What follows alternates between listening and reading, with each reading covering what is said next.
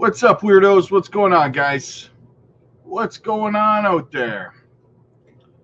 Let's see what's happening. We got to get the crypto future live stream pump in effect.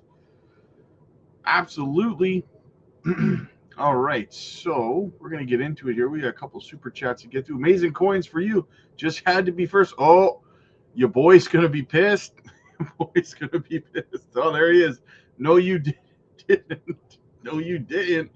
Next time, I had to one-up coins, second and third. Booyah. Does that make you fifth? 2 plus 3?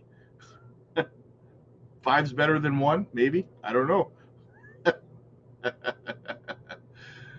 You guys. Oh, guys, I love Mondays. I love Mondays, guys. Every Monday, I'm always in a good mood in the morning. Oh, I'm a big fan of Mondays. Look at this. Market's starting to kind of turn around here. Bitcoin's back up to 84.9 right now. Can we close this daily candle above 85? That's what we're going to want to see today, guys. And we got a lot of time before that happens. We got about 5 hours and 44 minutes before that happens. So lots of time to get up here, guys. Can we get back? Look at this. We've tried to test 86K 3 days in a row now. Now, the more we come up here and reject off, the weaker and weaker the sell wall up here is going to get, right? So hopefully we can break through there. We continue to hold the 30-day SMA as support, which is super fantastic. That's what we like to see, right? That is what we like to see. Let's get into the chat, see what you weirdos are up to today. P Money in the house. What's up, man? Good to see you. Good to see you. William, my guy, my dude. Another local, Red Monday. Yeah, but it's already starting to kind of turn around a little bit. Bitcoin's starting to climb. I wouldn't be shocked to see kind of a red morning followed by a green evening. That wouldn't shock me at all. Kind of an indecisive Monday, you know? Cody, yo, what's up? Parallel Life, when Lambo, we're bringing it back. That was like the theme of the last bull run, when Lambo, right? You don't hear that as much this time around. You don't hear when Lambo enough anymore. We need to bring back when Lambo. We need to make that cool again. Make when Lambo great again. That's what we need to do here, right? That is what we need to do here. All right. Let's keep going in this chat. Cody, what's up, buddy? Doing good, brother. Doing good. Quentin, my man. What's going on, brother? Amazing coins. Hey, Rob and crypto weirdos. Blah is in the house. Who's buying Zebek dip? Nice. Good call, man. Good call. Yeah, I did some DCing this morning. I put my buy alerts over on the Patreon. So if you want to know what I'm doing in real time, guys, get over there.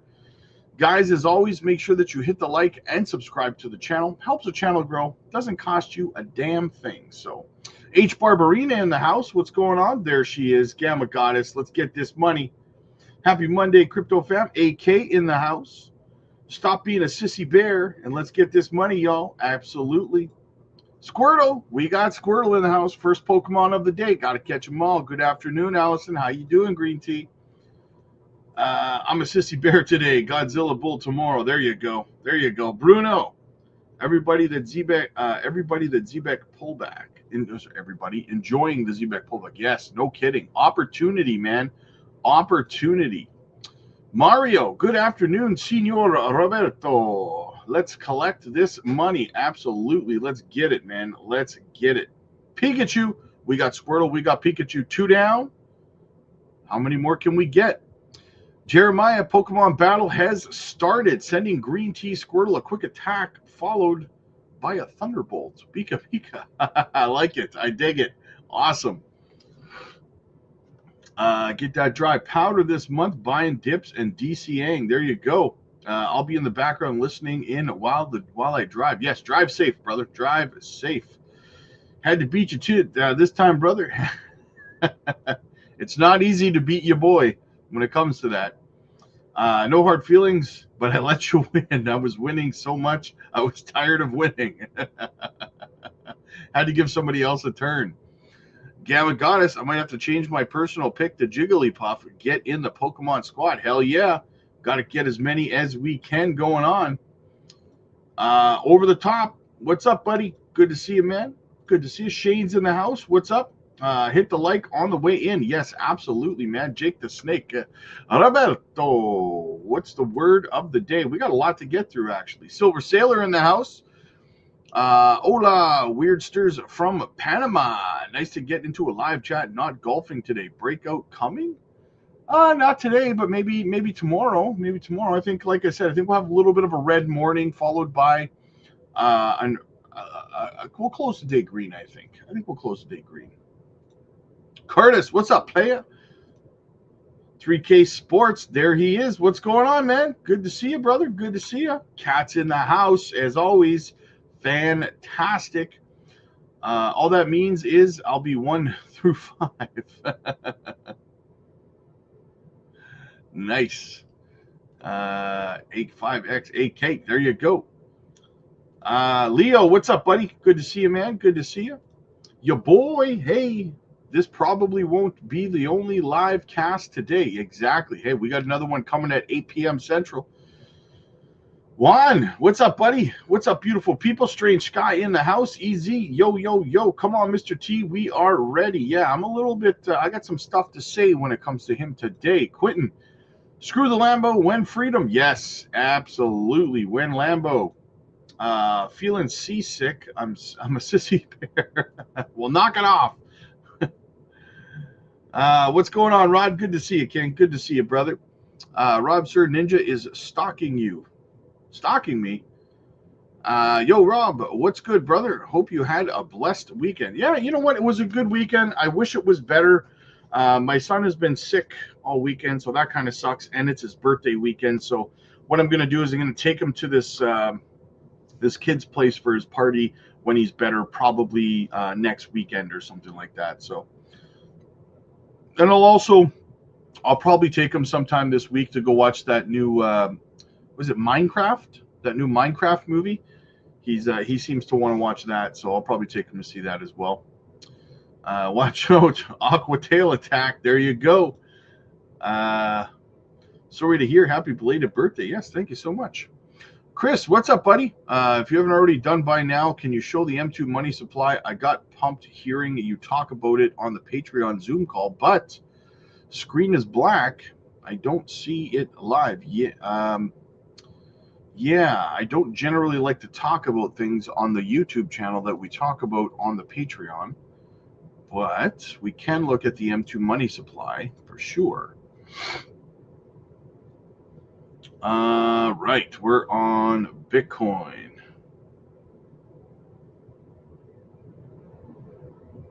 Oh, anyway. All right, let's go look at Bitcoin on the M2 money supply chart. Pow. Check it out. Look at that. The M2 money supply. Look at it go, guys. It is climbing again. Nice. You love to see that. You love to see that. Let's get rid of our little circle here. Okay, so yeah, we're kind of tracking it here still, guys. The up, we've got our little up. Are we going to see a little bit more of a correction here following before we moon? That's what I would like to know. That's what I'd like to know. Very good, very nice. Yes. So far, so good. Screw the Lambo, the house, hey, Rob, and everyone. There you go, man. There you go. Roller coaster's getting me sick. Yeah, no kidding, man. Jetpack says if you're not in the Patreon and hold Zebek, you are one of the chosen. Sorry, if you are in the Patreon and holding Zebek. Shout out to Rob and all the Futurians. Nice, nice, nice. Ditto's in the house. What's up, buddy? That's 3. We got 3 Pokemon and counting. Hope everyone's doing good. Absolutely, brother. Absolutely. Leo, I will teach you how to say good afternoon in Portuguese. Boa tarde. I'm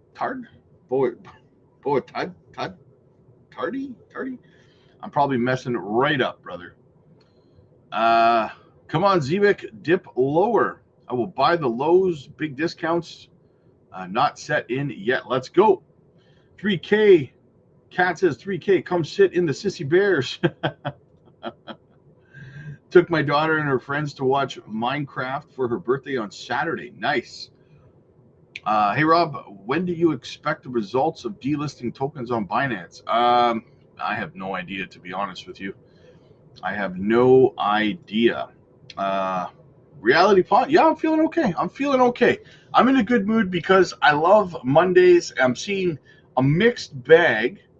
In terms of market production right now. Some red, some green. So I'm going to do some DCAing, and we'll kind of see where the evening takes us, right? Thank you so much, brother. Thank you so much. All right, let's get into some of our news, shall we? Let's get this stuff covered. Let's talk about it. But first, before we get into the news, as we always do, quick shout out to the channel sponsor, guys, Decent Self-Custody Wallet. Not your keys, not your coins. The app is absolutely fantastic. Get your cards, get your wallet. Guys, do not trust your crypto on exchanges. I have 5 of them now. I suggest you keep your money in self-custody. You do you, but I'm not leaving my stuff exposed for hackers. Use our link down below. Get a fantastic deal, guys. Get a fantastic deal. All right, so let's get into some of this news. What do we got from Lark Davis? He says, the global M2 is pumping. The dollar index is falling. Inflation is coming down. Rate cuts are coming. The Fed officials said that they are ready to inject liquidity into the markets if needed. You know what happens next, guys. We are on the precipice of something that's going to blow your mind. But then we got this fudster, Ray Dalio.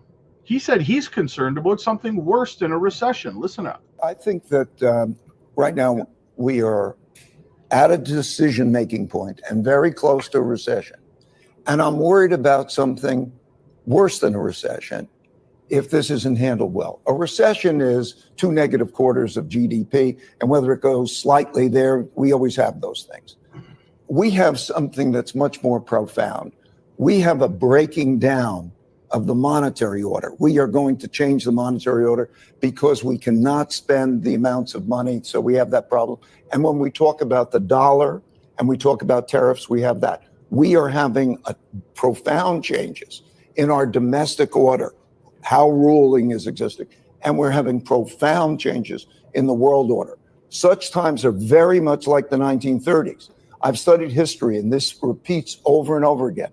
So if you take tariffs, if you take debt, if you take the rising power challenging the existing power, if you take those factors and look at the factors, those changes in the orders, the systems, are very, very disruptive. How that's handled could produce something that is much worse than a recession. Go home, Ray Dalio. You're drunk. All right. What else do we have? The IMF goes after Mr. T, warns he's triggering a global recession. The International Monetary Fund is warning countries about the impending global recession, citing Mr. T's tariff strategy and geopolitical indifferences as factors that could destabilize global financial markets.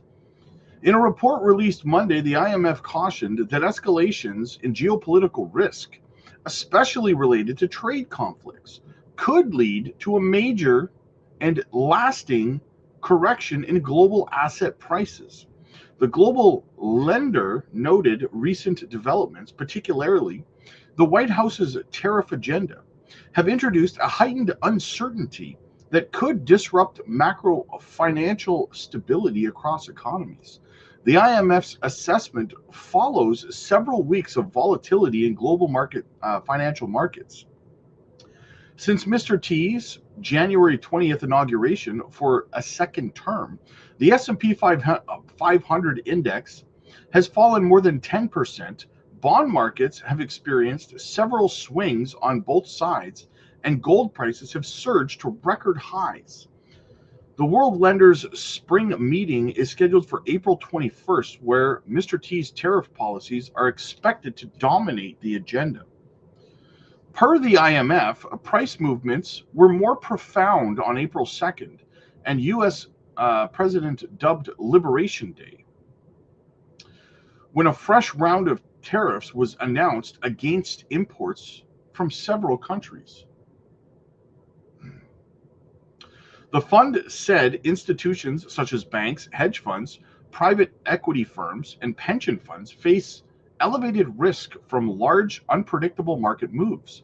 According to the report, margin calls, an event that occurs when banks require borrowers to post additional collateral, have seen an uptick that has given hedge funds a run for their money. Earlier this month, following Mr. T's tariff announcements, hedge funds experienced several instances of margin calls since the event that shut the world down for 2 years in 2020. Quote, major geopolitical risk events can trigger large and persistent corrections in asset prices, generating market volatility that could threaten macro financial stability. The report also examined geopolitical threats over the past decade and decided the U.S.-China trade war under Mr. T's first term, which it reckoned would add to the recession fears, albeit slightly. Other geopolitical elements, like Russia's invasion of you-know-where, were listed as examples of global market impact events. Still, the fund reiterated that Mr. T's focus on trade in his second term is more aggressive than the POTUS first tenure at the White House. Now, I have to stay away from saying certain words, obviously, right, guys? Because we just finally broke free of being shadow banned. So we're gonna, and it's funny, I stopped saying Mr. T's name and we stopped getting shadow banned. Isn't that weird? Right?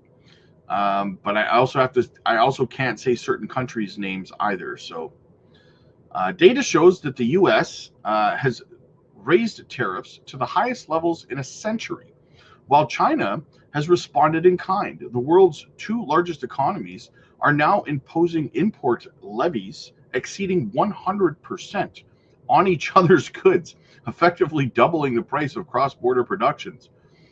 And all the companies that are becoming collateral damage are like, hey, thanks, bro. Thanks, guys. Such protectionist policies, the IMF warned, were increasing the difficulty for investors in accurately pricing geopolitical risks. This uncertainty can lead to what is described as a sharp market reaction, compounding the threat of volatility. In a statement, the IMF managing director has spoken against Liberation Day, stating that the president's tariffs program clearly represents significant risk to the global economy. She, like most analysts, worry about Mr. T's tariffs, propounded that the longer-term consequences of the taxes will increase the so-called market tail risk. These refer to the likelihood of a rare but severe portfolio losses, such as during the financial crash. And if the risks grow, she asserted, so does the possibility of a market collapse. She also cautioned nations about the effects of tariffs on sovereign debt markets. Sovereign risk premiums, which is the cost of credit default swaps that protect against government default, are rising. The yield on the U.S. 10-year Treasury notes stood at 4.43% on Monday after rising steeply last week based on over-the-counter interbank quotes for the government bond's maturity. This, the fund said, could spill into other countries through international trade and finance channels, particularly in emerging markets with higher debt burdens. Meanwhile, a recent survey by Reuters shows a consumer confidence in America has dropped because of fears of inflation, which has climbed to its highest point since 1981. That sentiment is evident in several major global investment banks, many of which have recently flagged recession possibilities stemming from Mr. T's economic policies. The IMF also released an accompanying blog examining the impact of U.S.-China tariffs actions between 2018 and 2024. It found that announcements during that period consistently pushed stock markets lower in both America and East Asian countries.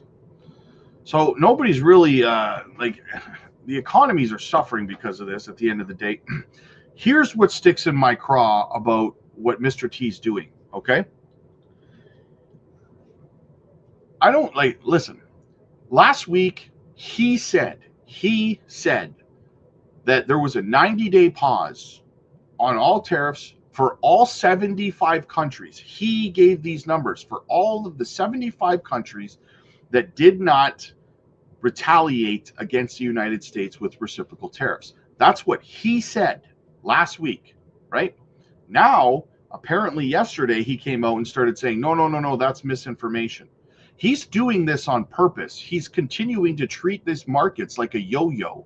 I don't know why he's doing it. I don't know what the plan is, but my portfolio is getting whiplash because he says one thing, and then a couple of days later, he says the exact opposite of what he said a couple of days ago. This is the second case I've covered in the last 2 weeks of him saying the exact opposite of what he said a couple of weeks beforehand, right? He said before that the reciprocal tariffs would be lifted if the other countries got rid of their original tariffs. Then when he started getting 0-for-0 tariff offers, he moved the goalpost and said, no, we want more than that, right? Now he's doing it again. Last week he said that there was a 90-day pause on all tariffs on 75 countries, pretty much everyone except for China. Now he's going back on that and saying, no, that's misinformation. That's not what I meant at all. So he keeps moving the goalpost, and he knows that every time he says something, good or bad, it pumps or dumps the markets, right?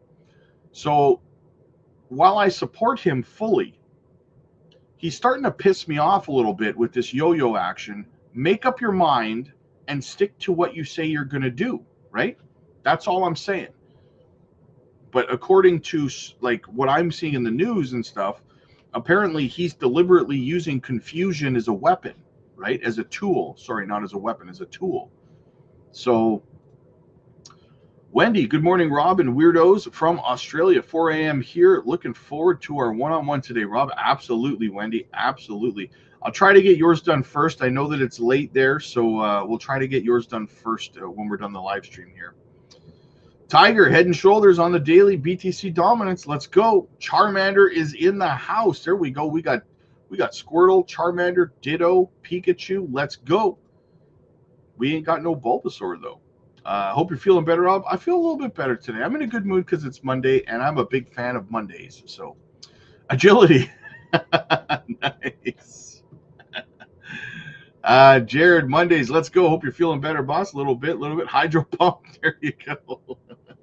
We got a Pokemon battle in the chat. I dig it. I love it. Let's go, Zebek. Thanks for all you do, Rob. Hey, no problem, man. No problem. Pokemon battle in the chat. Yeah. Hippity hop. What's up, man? What Mr. T said the other day was in reference to the exemption on computer chips and phones, not the 90-day pause. A lot of people were reporting it wrong. Interesting. I think he's being intentionally vague, though, with this whole thing. I think it's intentionally vague, right? He's using confusion, and it's starting to get a little frustrating, right? Blessed week, view, Geo Job. What's up, man? I saw a video on the M2, and according to the chart, we're headed these days downward. Juicy to load up more waiting. Yes, absolutely, man. Agree with you there. Absolutely. Liquidity, what's up, man? Good to see you. Good to see you. All right, so what else do we have? We get another article. Let's get into another article here. Bitcoin surprises with resilience. Insights from market analysis.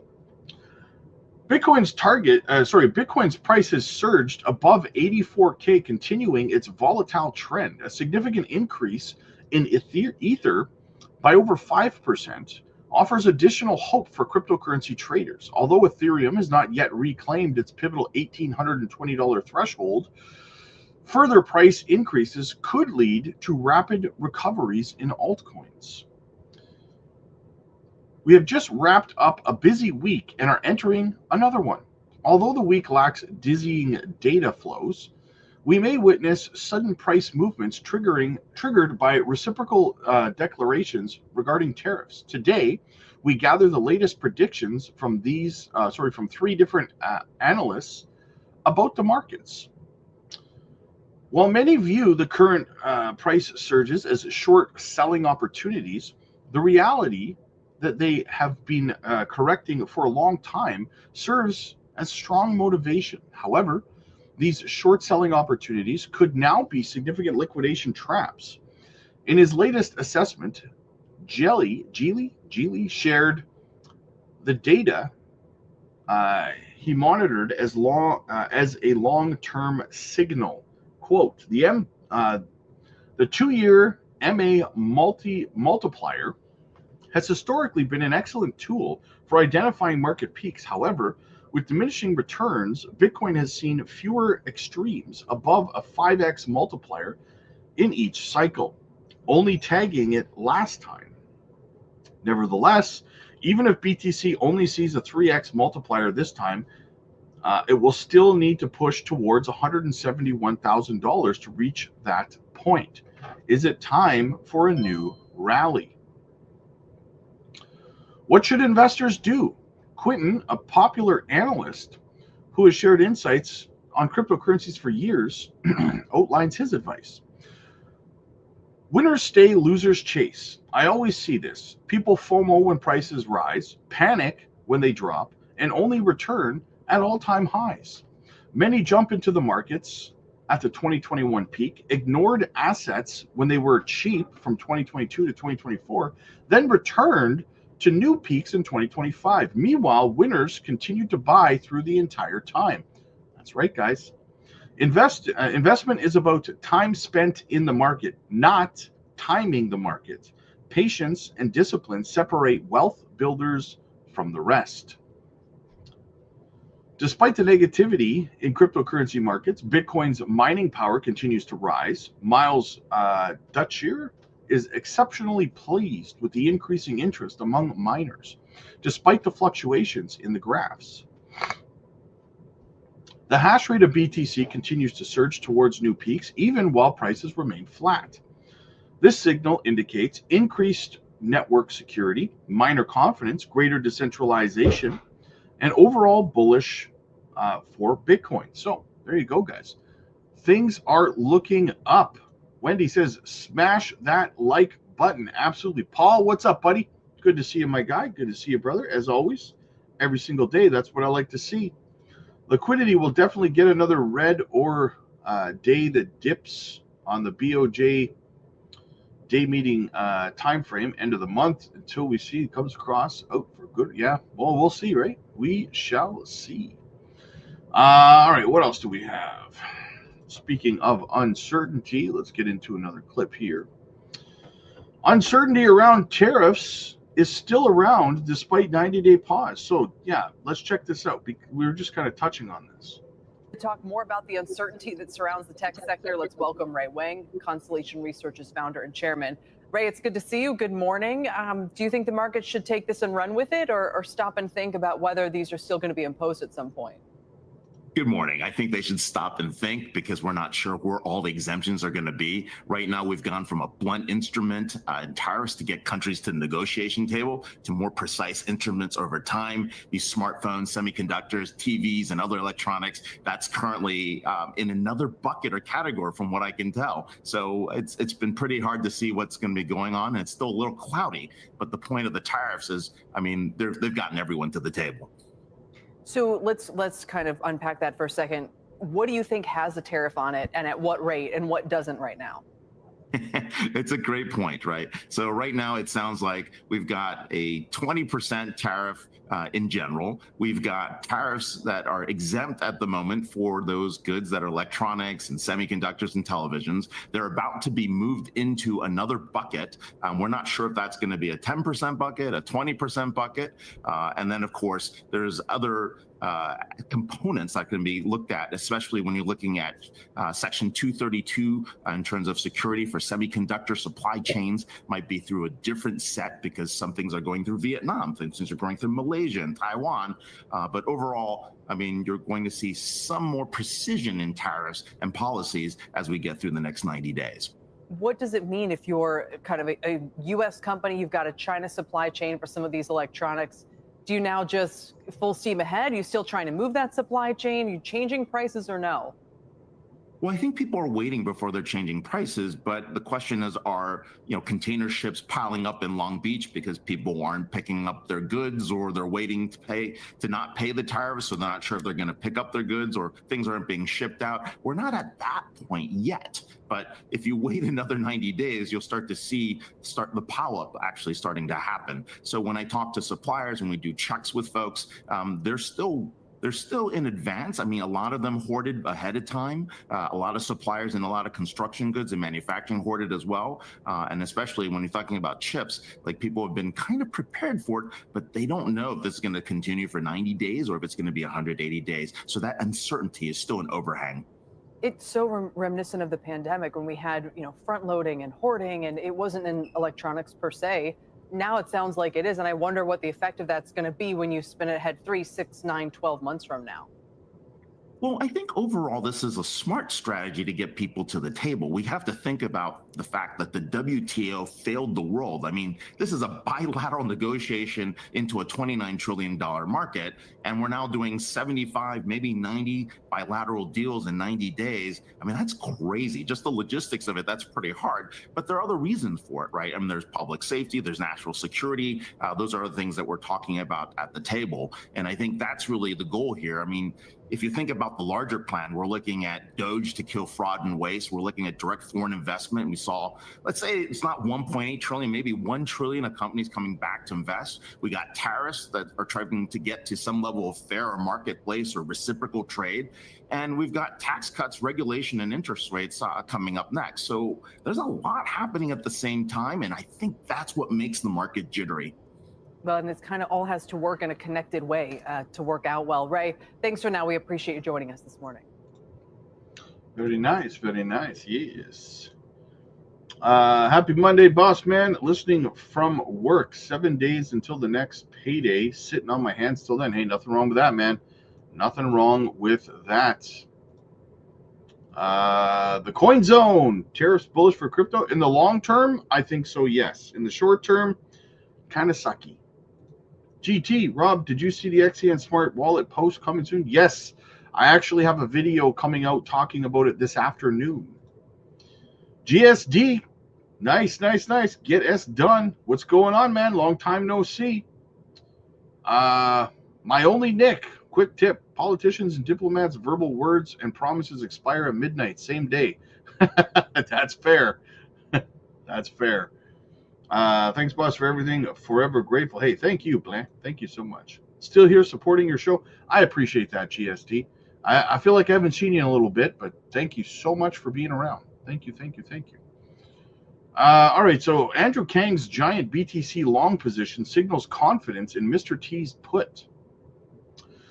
The founder of crypto venture firm Mechanism Capital, Andrew Kang, has astounded both friends and foes with his bullish bet on the flagship cryptocurrency Bitcoin, in which he took a $200 million long position. According to a post by cryptocurrency analytics platform Arkham Invest, the crypto wallet that made a second $100 million leveraged I think that means bet on BTC has been associated with Andrew Kang, meaning his total position now stands at $200 million. The position taken by Mechanism Capital founder and CEO has estimated potential of up to a $6.8 million in either direction, highlighting the man's bullish sentiment towards an immediate Bitcoin rally. According to on-chain data, Andrew Kang made his initial $100 million long position on April 9th, 2025, after pro-crypto US Mr. T, stated on True Social, "This is a great time to buy." The president's statement preceded an announcement for a 90-day pause on his government's reciprocal tariffs that had jolted the crypto market and the entire global financial market. The announcement briefly reversed the negative market sentiment experienced just hours after the tariffs were enacted. Commencing on the $200 million long position he took in separate posts on social media platform X, Andrew Kang reiterated that the current situation was ideal for Bitcoin. The Mechanism Capital founder cited that the president's change in trade policy and what he dubbed Mr. T put, a belief that Mr. T meant well for crypto markets growth. According to Kang, the factors that had been created were the perfect combination for BTC to reverse a multi-month downtrend. So according to dropstab.com, Andrew Kang is a renowned crypto trader and investor who has astounded many with his $0 to $200 million long position on Bitcoin. Kang is the founder and CEO of Mechanism Capital, a firm that invests in crypto through prop trading, ventures, and secondary financial markets. According to other sources, Kang worked in portfolio and venture capital at Digital Capital Management. Other online sources indicate that he has been deeply involved in numerous decentralized finance plays, ventures, and actively provides analysis on DeFi projects using his X handle. And you guys know on this channel, we love decentralized finance projects. So basically, he put a massive $200 million long on Bitcoin. We'll see what happens, guys. Absolutely phenomenal. Tell me that's not confidence in the market, right?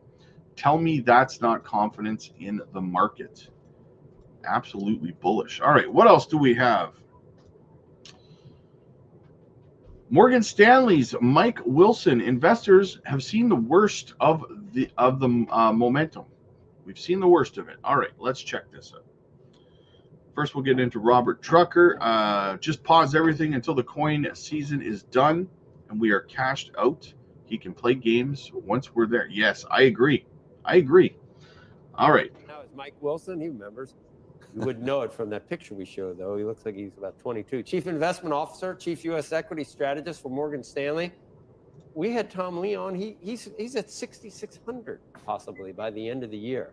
If you, I don't know what you are at this point. Last time that you were on, you were concerned, I think, a little bit. Are you concerned, or are you? I can't even say those words together. Cautiously optimistic or optimistically cautious? Well, good morning. I think what we're trying to do is navigate what's a bear market. We're in a bear market. I think it started a lot earlier than people are suggesting. Before the tariffs. Oh yeah, I think it started last summer in a lot of areas. We navigated a risk of a recession. The Fed did a good job at cutting rates, and we had a big rally into year end. But then we just got overcooked, and the fundamentals have been deteriorating for quite a while. So, our main message to clients right now is, first of all, we're not focused on 12-month targets. We're focused on how we're going to navigate the next 3 to 6 months. How do we take advantage of that? I think this correction is very well advanced, both in price and time. And I think that's the most important thing to observe, which is we've been correcting in many areas for almost a year. Okay, and that's important as a technician and somebody trying to navigate the markets. Markets are ahead of the fundamentals. They're always ahead of the fundamentals by 6 to 12 months. And that's what we're trying to figure out. We don't want to get too bearish at the lows. So last Monday was a clear capitulation day, right? That was the moment of recognition that, hey, we may be going over the edge here on a recession. And we priced a lot, right? 4,900, 4,850 was kind of a level that we've been kind of searching for. We found that level. We've had a 1,000-point rally, as you mentioned, in 2 days, okay? So now we're stuck in a range. Now the markets are going to do what they always do. They're going to be volatile until we have clarity on how deep this growth slowdown is going to be. And then what does the recovery look like coming out of that? So we didn't have a closing low in bear market territory for the S&P. We did not. But did we get there intraday? We got close. Well, we definitely got there intraday, but I mean, that's sort of semantics to me. Okay, then which then to watch what Yeah. needs to make a bottom. What is it? The Russell? Is it the? Well, first of all, we're navigating what I think is going to be a very tricky trading environment, probably for the next 2 to 3 months at a minimum, because for all the reasons you've been talking about and everybody's talking about, we don't really have an idea yet. Like, okay, so tail risk on recession has gone up. We're at like a 40% chance, maybe higher, who knows? And until there's clarity on that aspect, which by the way is not just a function of tariffs. Tariffs to me is kind of the final blow to an economy that was already weakening for a period of time. And we can talk about those things. So the market now has to navigate this. And we also have a Fed that's on hold. Another thing that I think is different than what was going on last fall, where they were being very generous with stimulus. So we're just sort of trapped in They're on hold because of the tariffs? That's what they're telling us, right? They're telling us that they are still worried about inflation, mainly because of the tariff risk. We had good numbers last week. That's right. And so we'll see, but they're going to be slow on the draw. And that's a very unusual position for equity investors to be in. Equity investors are used to being sort of, benefits bailed out, so to speak, from the Fed or from fiscal stimulus. And right now, both of those are on hold. And so we're kind of flying without a safety net, and earnings have already been deteriorating for a period of time. You almost painted that same scenario a couple of years ago when you were bearish for too long. You thought earnings were decelerating and maybe we were going to have a slowdown back then. And that didn't happen because, as you just said, the Fed handled it with some rate cuts. So you don't think we're not going to get bailed out this time? Well, it's different in that period too, Joe. So we look at the internals of the stock market, and the internals of the stock market have been telling us for a while that this growth slowdown is much more dangerous or negative than the one we saw in 2022. Don't forget, in 2022, growth was actually really good. And that was the reason why the Fed had been raising rates. So growth was good. Now we have growth not so good, and the Fed's no longer cutting. We're up 60% from what we were. I was saying, remember my bet with Larian? That was at 3,600. And I said it was going to go above 4,000 first. He said it's going to test the lows. And in one day it tested the lows and he won. That's right. But we were arguing at 3,500. We got over, what was the high on the S&P? 6,100. At 3,600, we did flip bullish, as you recall. In the fall of 2022, we caught that low really nicely. 60% from there, 70%. Yeah. I mean, look, the point here is that, we're now in an environment that is obvious. Okay, 6 months ago, that was not obvious, which is why markets were priced for too much goodness at 6,100. Well, you think we've seen the worst? I think we've seen the worst of the momentum. That's what we wrote about this morning, is that we've probably made the momentum low, like the capitulatory low for this correction, whatever it's going to end up being, whether it's 20%, 25%, or whatever. Do you think it's all uphill from here? No, I think it's going to be a lot of testing. I think now the markets the patient had a heart attack, okay? Now the patient has to recover. That's different than we saw last fall or last summer, where we had a very short sell-off in the summer. We didn't create a lot of damage. Now we have some more damage, and we just got to work through that. And that's the opportunity at the stock level. Okay, so if you look at some of these cyclical groups, I mean, like semiconductors are down 50% from last summer. Okay, most of that damage happened way before the tariffs happened. So this is just a wake up. Like this, just now. Right, but you're looking at this in a very. So he feels that the markets have bottomed, but that we're not going up, that we're going to go sideways for a while. All this bearishness. You know what bearishness tells me? With so much bearish sentiment in the market today, you know what that tells me? That tells me that we're probably going up, right? That's what that tells me. Usually when you see so much bearishness, markets do the opposite. Same thing with bullishness. When you see everybody saying, everybody's euphoric and we're going higher, usually we go down, right? So that's what I would say there. Paul, deep appreciation for all you do, Rob. Thank you so much, Paul. I have a deep appreciation for you guys as well. The way you guys support the channel, the way you guys support me, I cannot express my gratitude enough, guys. I really, really can't. Dave, let's get past 2 cents and beyond. There you go. Jovan, what's up, buddy? I see you posting comments in the videos over on Crypto Blueprint, man. I appreciate that you do that, brother. Josh, why is ZVEC falling? Most things are falling. Guys, listen. I talk about this all the time. When at least half here, let me put the bubbles on the screen here, okay? Let's talk about this for a moment, okay, guys? Because we got to change the way people think.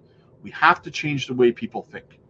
Look at the bubbles right now. Look at all the bubbles, okay? Here, let's go. Look at all the red. Look at all the red on all of these bubbles. very few bubbles are, well, I mean, about 20, let's say 25% of the market is in the green, right? 75% of the market is in the red. If your mentality is when 75% of altcoins are red, if your mentality is to ask why one single project is red, guys, really? I mean, if the whole market was green, but ZBIC was red, I would understand the question. But when ZBIC is down just as much as 75% of the market, there's no specific reason to ZBIC why it's down. And Josh, I'm not saying this to call you out, buddy. I appreciate the question because it's a learning opportunity for people who need to change the way that they think about these things, right? If the whole market, if 75% of the market is red, there is no specific reason why one individual altcoin is red, unless it's down like 80% or something. But if it's down on average the same as everything else, there is no specific reason for that one individual altcoin to be down, right? It's just a correction in the market. But I appreciate you bringing the question up, Josh. Thank you so much, brother. What do I think? I don't know where it could get to by 2030, man. A lot of stuff could happen throughout the bear market. Team members could leave. The project could get mass adoption. Like all kinds of good or bad things could happen. So I don't do price predictions for 4 or 5 years from now. So yeah. All right, what do we got here? Bitcoin surges past 84K. What's next? Bitcoin's recently surged beyond 84K mark, marking yet another chapter in its unpredictable price journey. This upward trend is accompanied by notable rises in Ethereum, which has increased over 5%, providing a glimmer of optimism for cryptocurrency traders. Although Ethereum has yet to regain the critical $1,820 level, potential price advancements could trigger swift recoveries in the altcoin market. Well, we conclude, as we conclude a hectic week and step into another. So I already so this is just a kind of the same kind of article that I already went over. So we have conquered 84K, guys. We are sitting at 85,000 exactly right now. We want to close this daily candle on Bitcoin over 85K. That's what we want to do over this green line. So that's what we're watching for today for ZBIC. Hey, no problem, Josh. Hey, you know what, man? I appreciate every question you ask, brother. I want to always encourage you to ask questions, man. XCN is higher than most of the bubbles today, up 6%. XCN. It's down 0.6% on the day. So, yeah. So there it is, guys. That's what we're looking for on the close. Listen, I got to get over to the Patreon. I got some one-on-one coaching calls I got to do. So get over there, guys. Book your one-on-one coaching calls if you want to get in. They're absolutely free as a member of the Patreon. So come on over, get your spot booked in. Let's sit down. Let's have a look at your portfolio. Make sure you're not over-diversified, or make sure you're not holding a bunch of junk projects that are going to minimize your potential ROI in your portfolio. And if you have crypto questions, we can get all of your questions answered. The point is to educate everyone. We have a great educational videos that we drop over there all the time. We drop microcap gem videos. If you want to get in early on these phenomenal projects, we're live every single evening. So get over there, guys. Book your one-on-one coaching calls. They're free. Why not use the tools that are free at your disposal? And if you don't like the community, if you don't like being a part of the Patreon, then you can leave. But at the very worst, you ended up getting a free one-on-one coaching call out of the deal, where you get a breakdown of your portfolio. You get pointed in the right direction to maximize your ROI. So come on over. The link is down below in the description. It's in the pinned comments. It's in the chat. And I will see you guys over on the Patreon. Click like if you like this video. Click subscribe if you really liked it. I'll see you guys in the next one. God bless.